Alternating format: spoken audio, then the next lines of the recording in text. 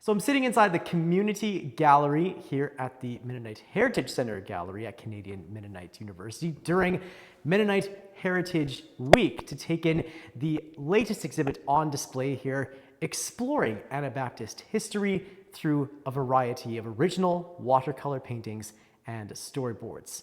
The exhibit is called Radical Roots, and I'm here with its creator, Gareth Brandt. Nice to see you. Good to see you too. Thanks so much for taking the time. First of all, where do you start when it comes to displaying, not just journeying through Anabaptist history through your works, but also how do you decide what makes the cut when it comes to the storyboard display here? Well, in this case, it was what's paintable. What's paintable?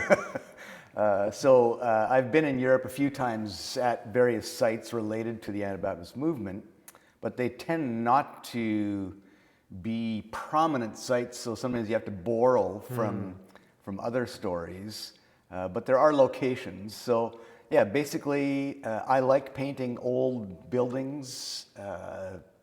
That's my specialty, so many of them are buildings where things took place. But it is somewhat random in that it doesn't tell all the stories that there are. It picks and chooses. There's one in particular that I have never visited, but I wanted that story to be told. Okay. I made some choices like that. So maybe then we can go through the process of when you're actually visiting so many of these different sites that have significance in Anabaptist history. What's the process then to sit down and capture it with your watercolor work? Yeah, and of course you can't do watercolors outside on site. I was wondering. So I base it on my photos and my kind of emotional experience. I'm an emotional person. The paintings are kind of folk art style, so they're fairly realistic, but I do take some artistic liberty to say this is my experience here, and that hopefully comes through also in the painting. How do you see that experience that you have as you contemplate the experiences of your ancestors? How do you see that come through in your works in a way that brings it to life in a different way than if you were just showcasing the pictures that you took, the reference pictures that you were just mentioning? Right. Yeah, because I want to do two things when I'm at a site, and I've been a tour guide for an Anabaptist history tour, is help people to kind of put your 16th century hat on, so to speak, or your heart on, more literally, is what if you were in this situation? And so I want people to not just experience it, not just to learn something factually, but to experience history in a sense. And that, I think, often then connects us to the present time. For example, if I can give one illustration of the third baptism, the location where Felix Mans was executed, drowned in the river, then I tell the story of his mother, who was at the site and was encouraging him to be faithful. Then I put myself in the place of, what if one of my young adult kids was doing this? And then I say in my stories, like I would have said, okay, you've made your point, you don't have to go this far, which continues to be typical of my young adult kids and some of my students. Like I teach, and then they take it to places that I didn't intend. Well, there's so much to learn when it comes to exploring this space, which you've laid out in something of a chronological order, I understand. Roughly, as you're moving your way around the room. What do you think the person who visits this place and knows very little or even nothing about Anabaptist history would take away from this way of sharing the story of the movement's early years versus if they read about it in a book or researched it online or encountered this story in some other way? Right.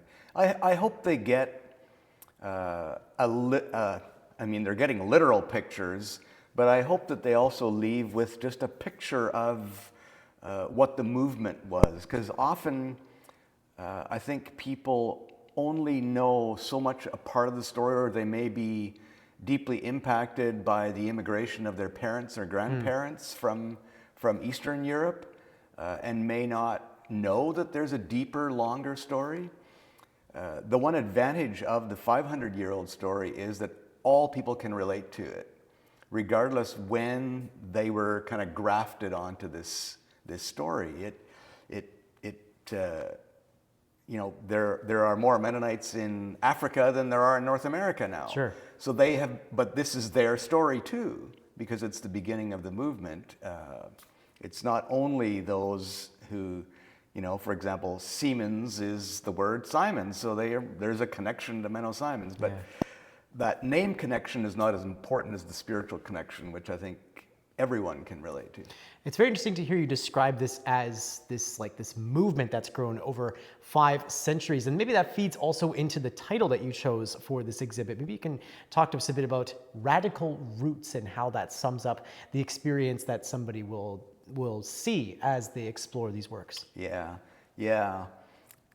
In a sense, it's redundant because if you look at the etymology of radical, it literally means from the roots. Yeah. Or radix in Latin. It has come to mean unusual or extreme. And in a sense, the Anabaptist movement has all 3 definitions. It was an attempt to go back to the roots of back to Jesus and early Christianity, but in doing so, they sometimes became rather unusual and even extreme at times. So there's one extreme example that when they journey through this exhibit, they will read your descriptions and read that you were overcome when you visited this place, and that being the site of Münster, yes, out in northwestern Germany. What was that experience like for you, and why was it such an emotional one? Yeah, that's a story that many people wish wasn't in the canon of Anabaptist history, but it is, and I think it was deeply influential.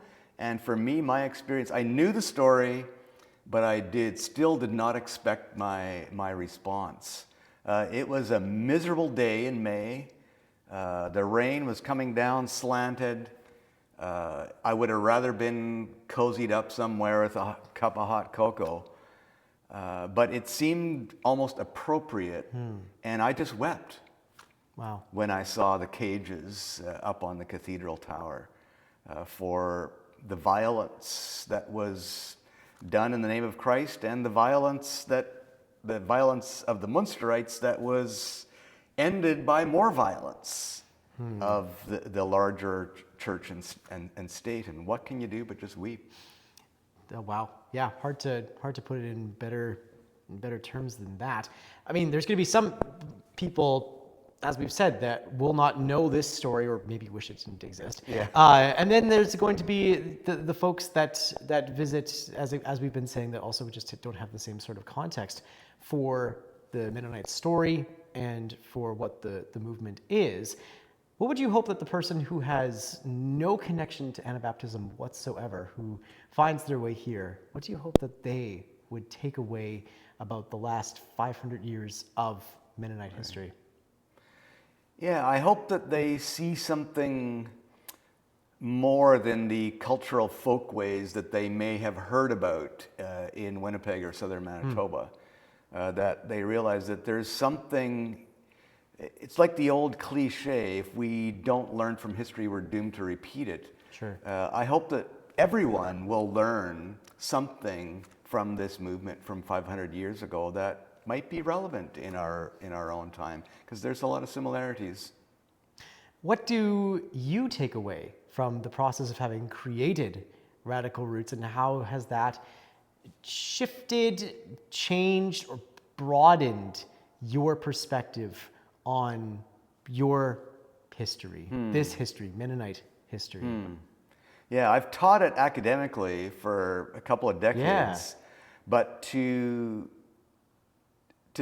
do it in art and to hopefully connect with a wider audience in that way.